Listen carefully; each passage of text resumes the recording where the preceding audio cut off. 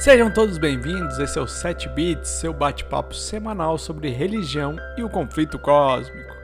O meu nome é Diogo Brustolin e nenhuma vírgula deve ser alterada da Bíblia. O meu nome é Tiago e o meu povo perece por falta de conhecimento. Fala pessoal, eu sou o Jonas e herege não é aquele que age na fogueira e sim aquele que acende, hein? Meu nome é Jonathan e nas palavras do ET Bilu, busquem conhecimento. E aí, aqui é o Wellington e não seja um mal informado. Cleiton na área, meias verdades também é mentira. Fala galera, meu nome é Flávio e depois dessa galera aí não tem nem mais o que falar. Bora galera, que hoje a gente vai falar um pouco mais do capítulo 3 aí do nosso livro, Como Começaram as Trevas Morais. E hoje tá brabo esse assunto aí, é um assunto polêmico, de muitos cumprimentos proféticos que tá estampado aí na nossa visão. Não sei se para aquele tempo lá que o pessoal tava vivendo isso, mas pra gente tá muito na cara. E não tem como hoje iniciar. A gente começa a perder ouvinte. E não tem como iniciar esse capítulo aí sem tá lendo aí Tessalonicenses 2, 3 a 4, né? Ninguém de maneira alguma vos engane, porque não será assim sem que antes venha a apostasia e se manifeste o homem do pecado, o filho da perdição, o qual se opõe e se levanta contra tudo que se chama Deus, ou se adora, de sorte que se assentará como Deus no templo de Deus, querendo parecer Deus.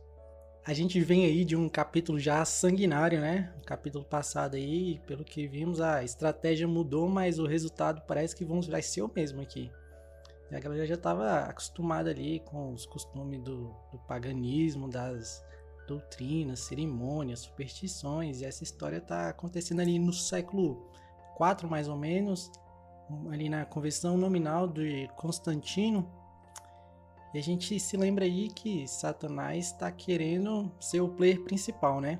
Tá disposto a tudo, tá usando cheat e tá frenético aí, no sentido que já tá enfrentando Cristo aí. Isso aconteceu lá no deserto. A gente sabe que ele perdeu e a estratégia dele foi: se não posso atacar o pai, eu vou atacar diretamente aí os filhos dele, né? E começa aí surgindo um novo personagem na nossa história, que é o Papa. Ai. Citando nomes assim já? Que coisa, hein? De cara. Mas Só, é o principal. Só voltando um pouquinho, né? Eu fico imaginando, poxa, a ideia da perseguição, de entrar pegando e matando as pessoas e tudo mais. Poxa, pra mim faria muito mais sentido, né? Essa questão de realmente ter um resultado mais efetivo dos cristãos realmente não desviarem da fé e tudo mais. Aí quando você entra nessa questão do paganismo dentro da própria igreja, né? Ali até comenta ali a questão das obras de engano e blasfêmias e tudo mais. Poxa, aí você começa a imaginar a força e o poder que o inimigo tem, né? Que realmente não dá para se brincar com ele. Coisas que você pensa que talvez não tivesse tanto impacto, as meias verdades, e de repente o resultado tá aí, né? Esse resultado catastrófico aí. Ele coloca lá no começo do livro, do capítulo, ele já fala, né? Que ele tenta, Satanás tenta, de alguma forma, convencer ou então enganar Jesus, né? Não conseguindo, aí faz o que o Flávio falou, atacando os filhos, e ele tem bastante êxito, né? Nessa mistura da verdade com a mentira. Eu achei muito engraçado aqui. Engraçado não, né? Mas assim, a audácia e a complexidade de elaborar uma estratégia para conseguir ter sucesso, né? Nisso tudo que ele tá querendo fazer. E uma das questões aí que ele começa fazendo já é assim, cara, se a Bíblia permite discernir ali o que é os enganos, então ele já dá um bloco ali na Bíblia, cancela ali a venda, proíbe-se de ler, ali faz toda essa manipulação para poder acontecer isso, que na verdade não é nada mais do que o cumprimento profético também, né?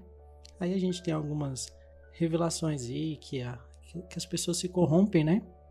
Quando não tem profetas realmente falando a respeito, que as pessoas se perdem por falta de discernimento, e a gente tem o cumprimento profético mesmo de mudar os tempos e as leis, que está lá em Daniel 7:25. Cristo ele disse, né, que ele não viria sem que primeiro fosse sem que primeiro a apostasia ela vinsse, né, e sem que também seja revelado o homem da iniquidade, né. A Bíblia usa bastante esse termo do mistério da iniquidade, porque é uma coisa sobrenatural, é uma coisa que ultrapassa o discernimento humano, porque aqui a gente não está vendo uma coisa fácil de discernir, né? Como assim a própria igreja se corromper, ou do próprio meio que era o cristão, né? A igreja, digamos assim, a católica, que é a igreja universal, ela veio lá de Cristo, né? Assim como os judeus, eles vieram lá da descendência de Abraão, tal, e com o passar do tempo, eles acabaram se corrompendo através das ideias humanas. A igreja primitiva de Cristo também, né, passou por esse processo e foi profetizado, né? Foi profetizado. Jesus declarou isso daí, e também, igual o Flávio comentou, Daniel, ele tem esses registros, né, que essa força, essa instituição religiosa que iria se manter ou iria querer se subjugar ao mundo, ela iria mudar os tempos e as leis, né?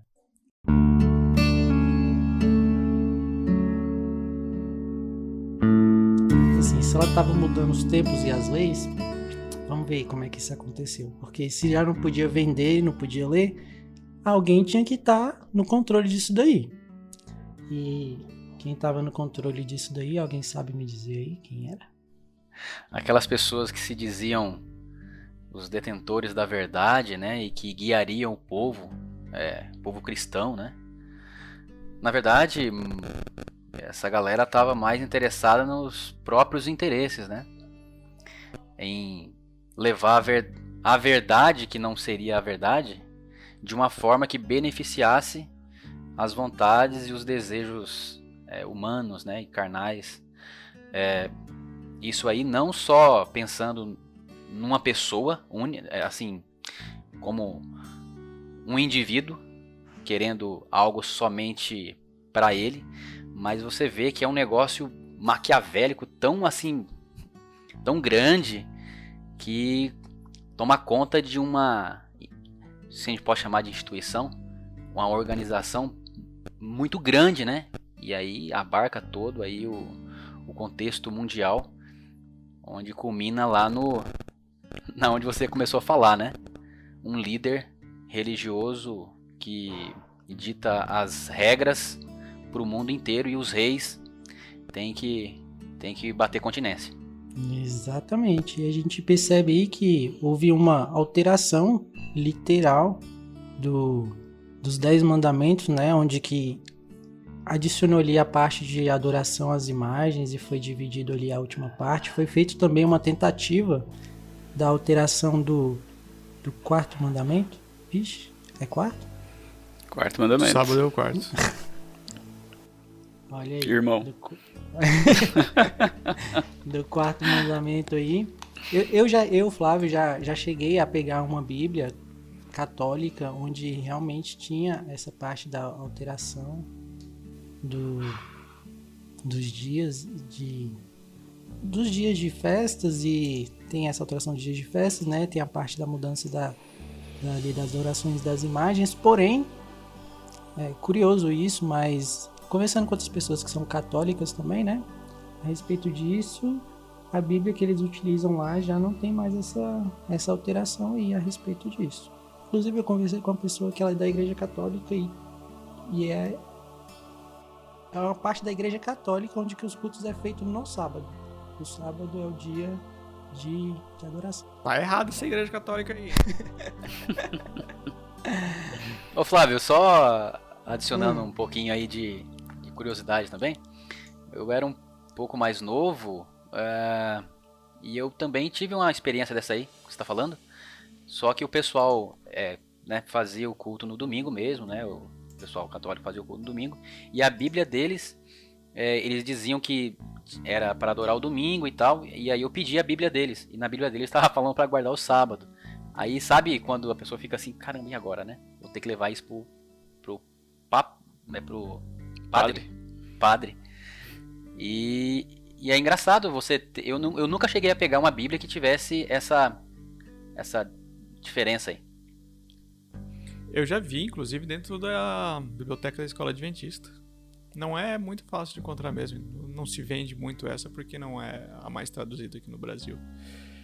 Mas vocês já pensaram fazer uma análise dos mandamentos que foram mudados? Por exemplo, a remoção do segundo mandamento, né? Não terás outros deuses diante de mim.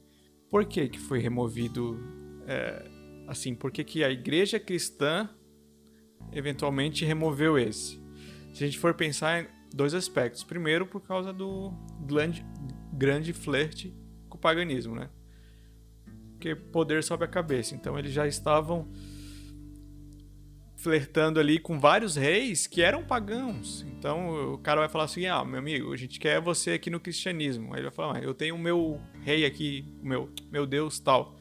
Não tem problema, a gente vai dar um jeito nisso. E esse é mais fácil de entender. Sem falar questão financeira. Vocês já pensaram o quanto a igreja ganha com a venda de imagens? É uma fonte de lucro bem enorme desde antigamente. Então os caras não tinham várias motivações por trás. E depois a remoção também do a remoção não, mas a alteração do quarto mandamento do sábado para domingos e festas. Que diferença faz? Por que a igreja em si diretamente mudou? Vamos parar de guardar o sábado e agora começar a guardar o domingo. Afinal de contas, eles precisavam de um dia só para mandar. Qualquer dia servia para exercer poder sobre os outros, né? E eu particularmente acredito que essa foi uma... Aliás, até falado, né?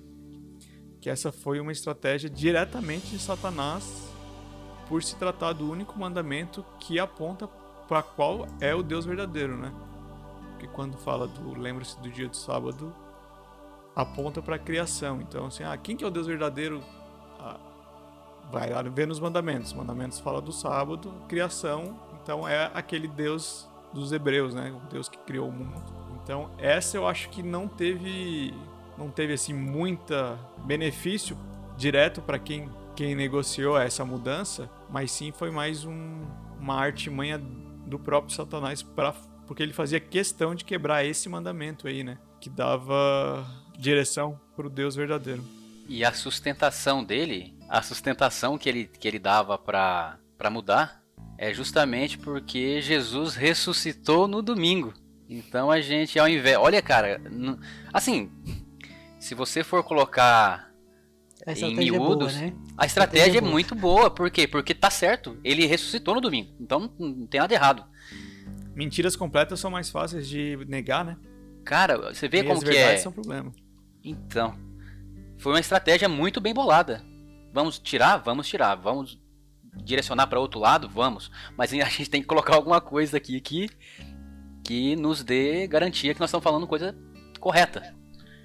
Então é exatamente isso aí.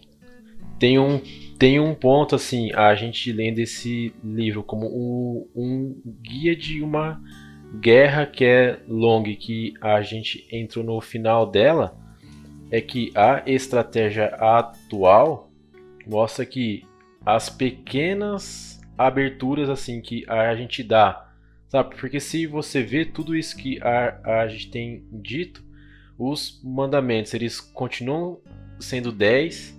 Tem ali um dia de guarda, ele não deixou de existir, e as grandes alterações não foram naquelas coisas assim, agora você pode matar de terça e quinta nesse caso. Não, são coisas pequenas que a gente vai abrindo mão, vai aceitando, e no final a gente deixa de fazer o certo, a gente acredita que está fazendo o certo do nosso jeito, mas a gente está do outro lado.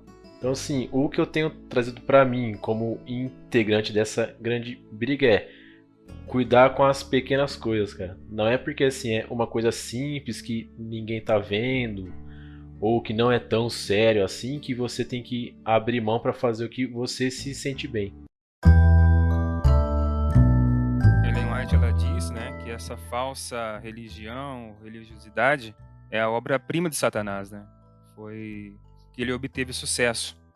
E que seu esforço, seu principal esforço, né? Isso daí responde até essa pergunta, por que da mudança do sábado para domingo, né? E o principal esforço de Satanás é poder sentar sobre o trono e governar a terra, né? E o quarto mandamento, ele revela que Deus é o Criador, que Ele é o dono de todas as coisas. E sabemos que esse conflito cósmico, ele aconteceu, né? Ocorreu e está acontecendo devido justamente a poder, a governo, né? Satanás se rebelou lá no céu contra o governo de Deus e falou, eu posso fazer um governo melhor do que o de Deus, eu posso fazer um governo mais justo. E porque Deus não já extirpou, acabou com o pecado lá no céu, digamos assim, voltando lá atrás, né? Porque ele deu a oportunidade de falar, vamos ver se realmente o seu governo é justo, vamos ver se realmente quais são as consequências desse seu ato. E por isso a gente está nesse conflito aqui, né? Nesse perrengue aqui. Então, essa força de mudar o sábado para o domingo foi um ato de Satanás falar assim, aqui na Terra quem manda é eu, e quem concordar com o meu governo vai aderir a esse dia. E ele fez isso através da sua obra-prima, que é através do próprio meio cristão, né? Meio evangélico. Misturando verdade com erro, né? Misturando certo e errado e paganismo com cristianismo. E pensando assim em estratégia de batalha, ele transformou assim algo extremamente sério em uma coisa fútil, sabe? Então assim, tem gente que fala, não, é qualquer dia, tem gente que usa outras coisas lá.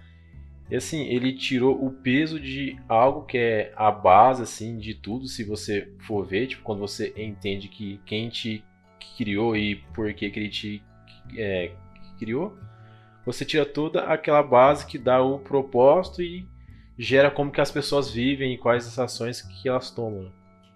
E por que eles modificaram, digamos assim, do sábado para domingo? Sobre que hipótese?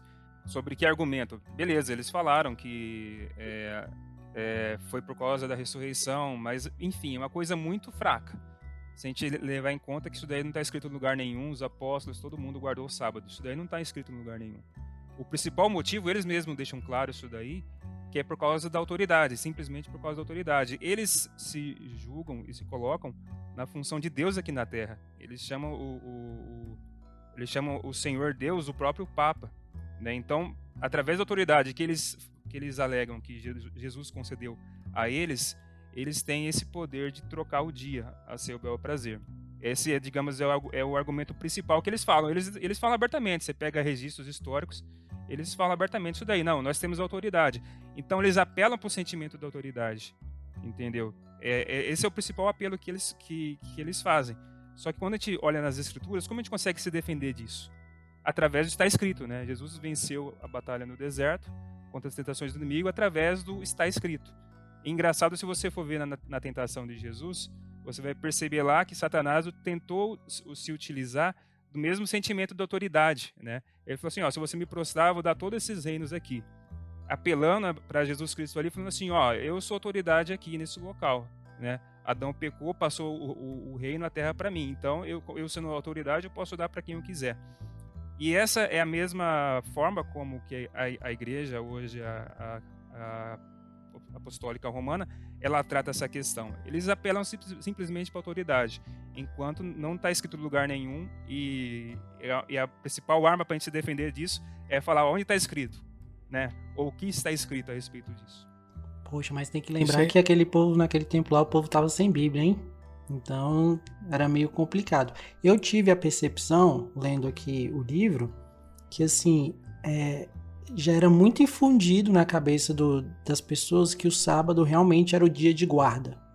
Então, ficou meio complicado fazer esse change aí diretão, assim, essa troca de forma violenta, porque tinha poucos adeptos disso, então eles, a princípio, não trocaram, né? Mas começaram assim, vamos fazer o do domingo, um dia santo, mas enquanto isso a gente vai degradando o sábado. E levou-se um longo período da história para isso acontecer. Então acredito que teve gerações ali que foram morrendo, né? E as pessoas foram morrendo, sem essa informação, foi passada outra informação, até que tem um novo ciclo ali, onde chega o que o Thiago tinha comentado, né? Tem pessoas que aceitam, mas nunca leu, porque vivem praticamente como se fossem aquelas pessoas lá atrás, sem ter acesso à informação da Bíblia mesmo, né?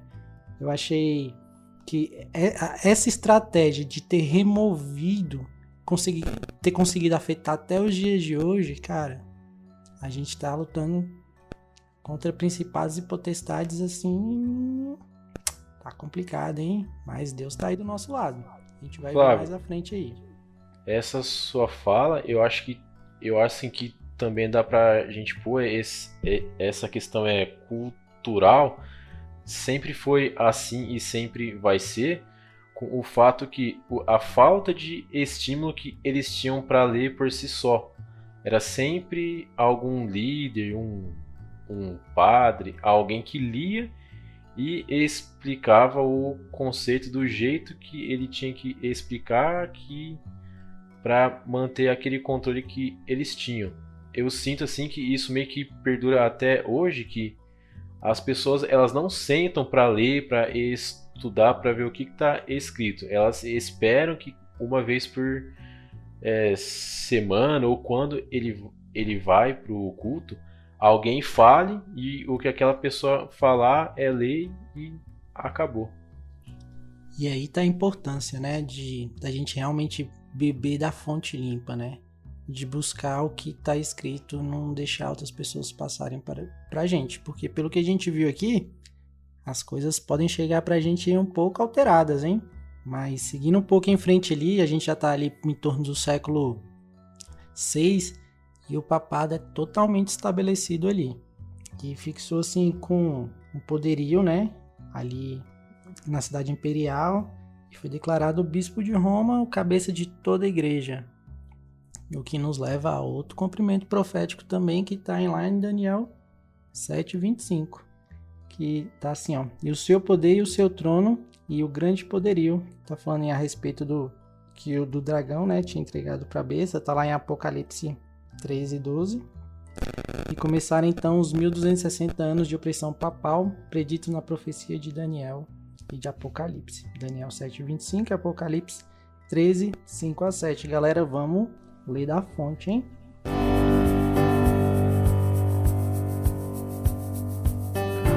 O bacana, assim, um termo que foi usado é: esse poder não foi dado, ele foi usurpado. Isso é verdade. E a partir desse momento, então, com grandes poderes, né, vem grandes responsabilidades, mas tem que ser usado da forma certa. E desencadeou uma perseguição como nunca tinha ouvido a galera que era aos fiéis, né? E de uma forma assim que ninguém esperava. Se antes sangrou, imagine agora o que tinha acontecido. O pessoal não tava para brincadeira. Foi a época da Idade Escura, né? A Idade Média.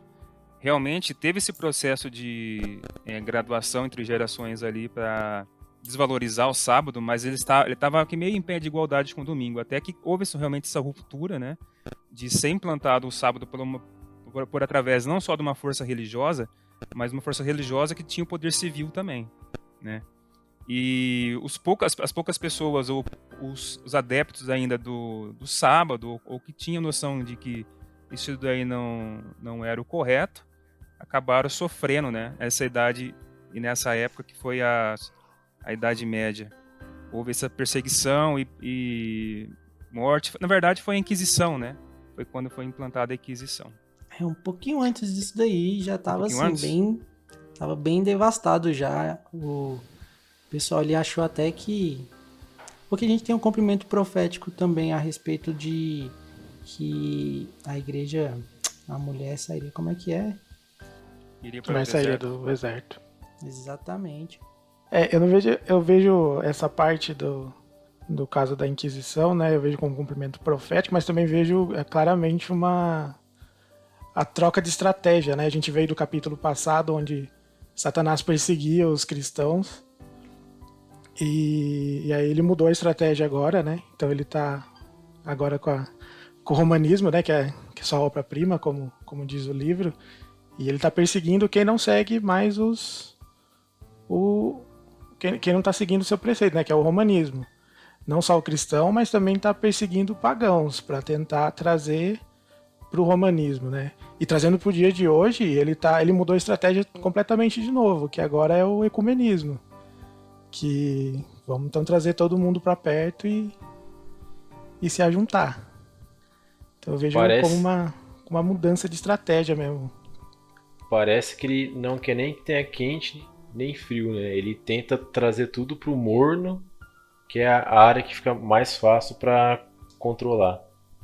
E só dando um detalhe maior nesses 1260 dias aí da profecia, que, né, na verdade são 1260 anos.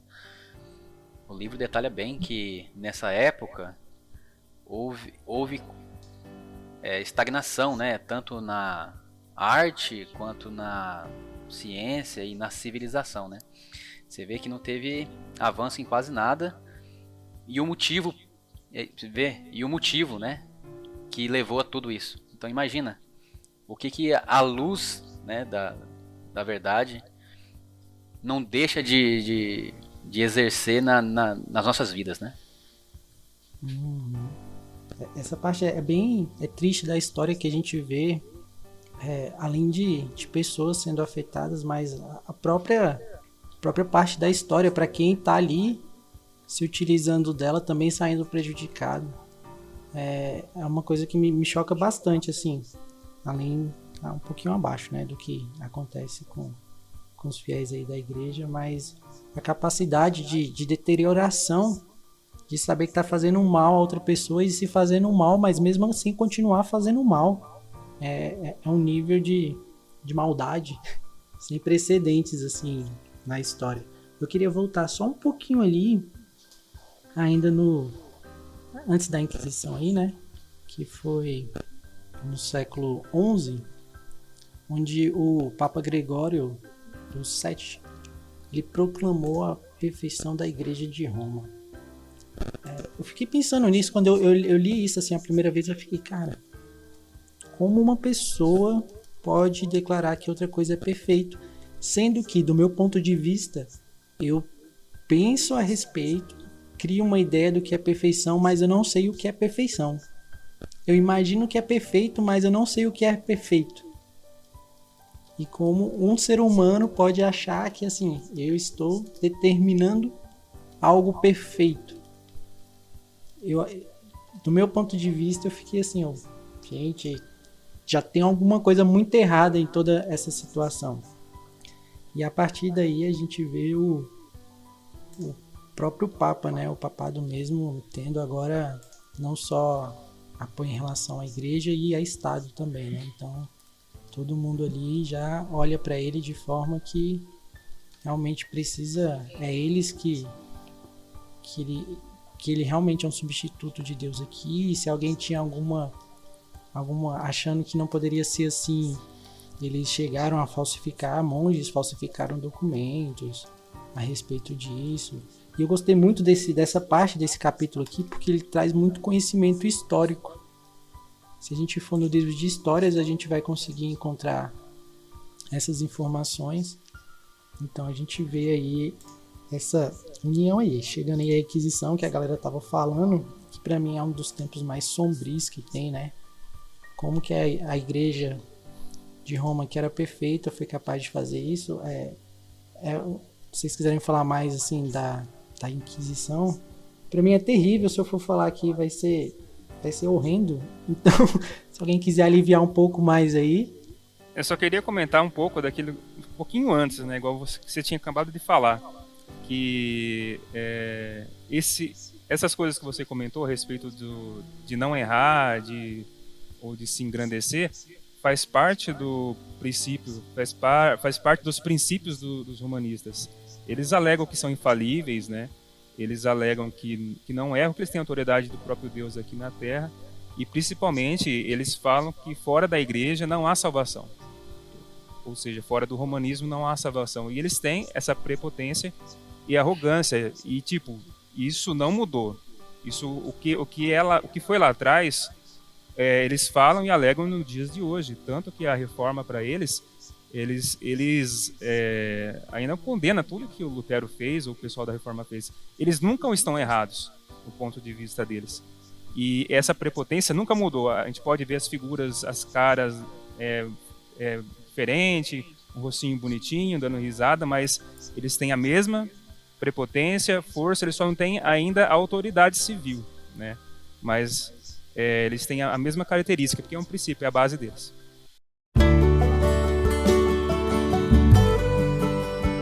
O período de Inquisição não foi nada mais do que a tentativa de se permanecer no poder, né? Porque já era uma época que já estava tudo errado mesmo. As doutrinas erradas já tinham sido aplicadas e já estavam bem disseminadas. Agora era só a manutenção de ficar no poder.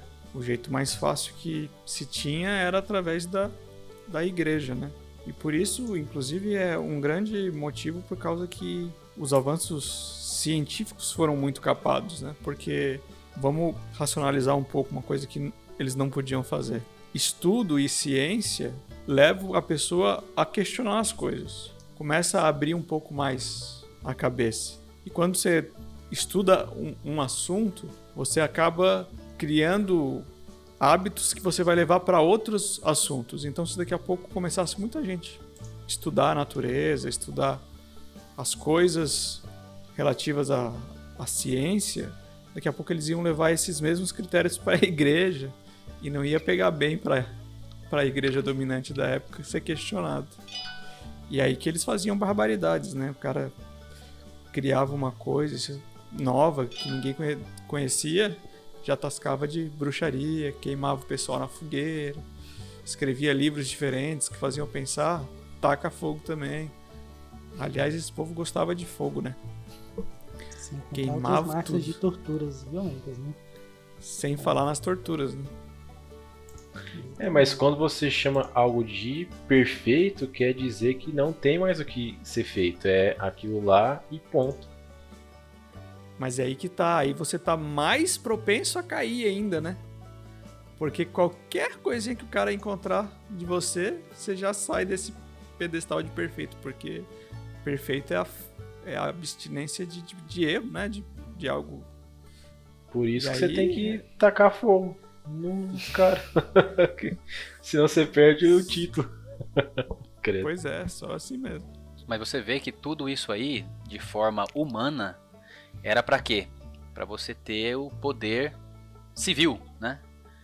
Os reis se utilizavam de padres e da igreja, né?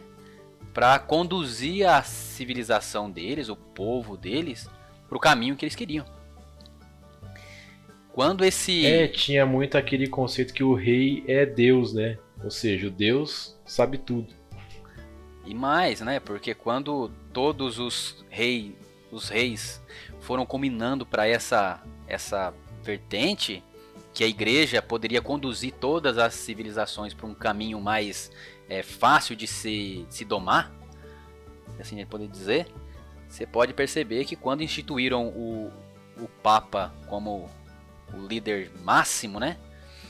Todos os reis tiveram que bater continência e aquele que não obedecia era atacado, as fronteiras eram invadidas. Então, assim, era dito como o pagão, né, da vez. Então começou a ficar realmente pesado, e quem não entrasse na linha, Perseguição, né? o fogaréu aí estava aceso. A Idade Média deu um golpe duplo na humanidade, né? Se a gente for pensar bem. Criou-se toda um precedente religioso, uma cultura que que leva ao comportamento errado, né? Porque é cultural hoje, então se guarda mais o domingo e a questão também dos santos, se ainda também é forte, apesar de que não tanto no lado evangélico, né?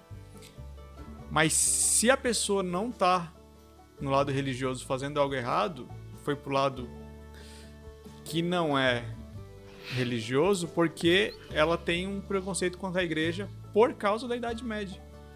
Então, assim, se você é religioso, a Idade Média fez você acreditar em coisa errada. Se você é ateu, porque a Idade Média fez você acreditar que Deus não existe e que a igreja só se usa do poder para manipular as pessoas. Então foi um golpe quase que perfeito, né? Não tem nada perfeito, mas que ataca por todos os lados.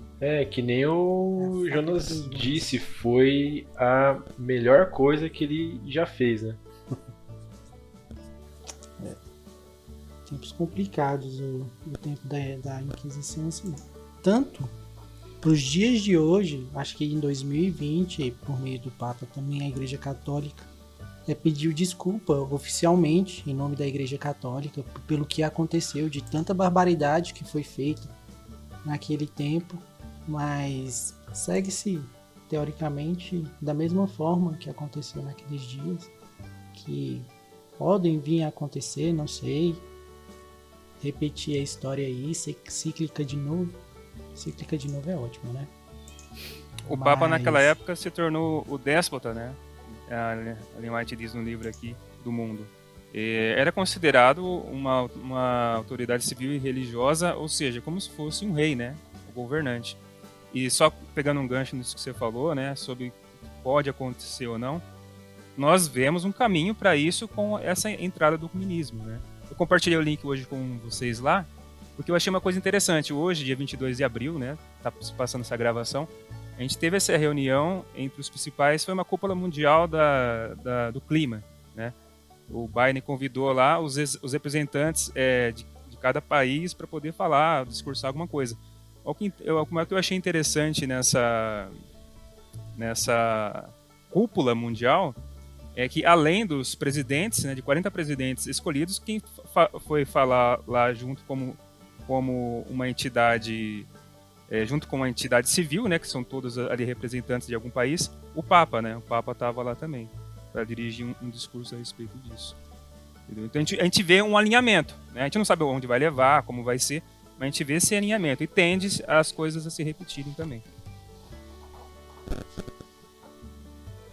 Exatamente. Hoje, o que eu penso, né? Hoje é muito fácil olhar a história e ver que estava ali na cara dele, né? A gente vê muito cumprimentos proféticos aqui acontecendo e a gente consegue estabelecer literalmente quando começou e quando terminou. Coisas que naquele tempo a gente... Talvez as pessoas que estavam ali realmente não percebiam. Eu fico pensando se hoje, se os livros que contaram a nossa história vão olhar pra gente e falar assim, cara, tava na cara deles lá e eles não perceberam, né? Porque hoje a gente tem acesso... Acho que a gente nunca teve acesso a tanta informação como a gente tem nos dias de hoje. Porém, a gente não faz a utilização correta, né? Eu acho que todo mundo aqui vai ter uma Bíblia no celular, vai ter no mínimo umas 3 Bíblias em casa, mas quanto tempo realmente a gente está dedicando, né? As artimanhas só mudaram, a gente precisa estar aí mais visível aí. Como o Jonathan falou, parece que quer morno, eu lembrei de uma historinha que me contava há muito tempo, no colégio, a respeito do sapo. Se você jogar um sapo na água quando tá quente, o sapo já vaza de vez, né? E sobrevive ali. Mas se você começar a ir cozinhando ali o sapo, ele vai se adaptando, até que realmente o corpo dele ali já gastou todas as energias, quando ficar quente, ferver mesmo, ele não vai ter força, né? Pra sair. A gente pense a respeito do que a gente está se adaptando aqui, né? Parece sim que a estratégia antigamente é não ter informação para o povo. Hoje é você ter excesso de informação, que acaba meio que resolvendo o mesmo ponto, que é as pessoas não terem acesso fácil ao que é certo. Se alguém for pesquisar sobre qualquer assunto, hoje a gente tem que ter um mega filtro para saber assim, até temas sobre se a Terra é plana, se pode comer tal coisa ou não. Então isso, pra mim, é mais uma estratégia, sabe?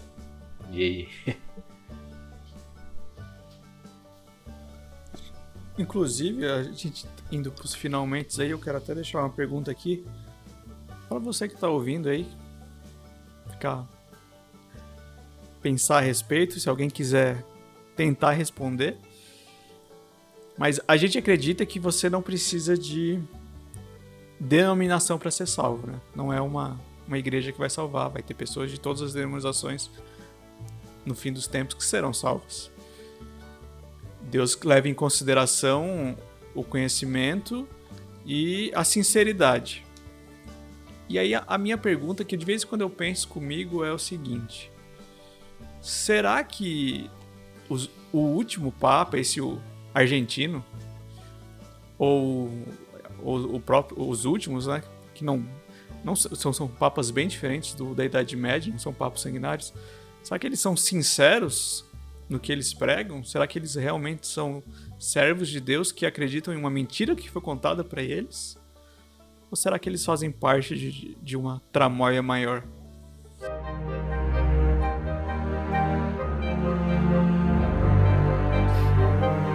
Existem dois grupos de pessoas, né? Os mal informados e os mal intencionados. Agora, quem são é difícil falar, né?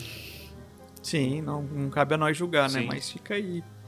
O cara é simplesmente o líder da maior denominação cristã do mundo, né? Mas será que ele tá lá e ele tá mal informado? Ou mal intencionado. Ou mal intencionado? Vamos orar, galera. Querido Pai que estás no céu, te agradeço, Senhor, porque o Senhor nos deu a possibilidade de ter acesso à fonte da Tua Palavra. Nos capacita, Senhor, derrama sobre nós o Espírito Santo, derrama o Espírito Santo sobre as pessoas que estão ouvindo esse podcast a qualquer momento. Nós sabemos, Senhor, que somente em Ti há salvação. Sabemos que não precisamos de intermediário para poder chegar a Ti, a não ser o Espírito Santo.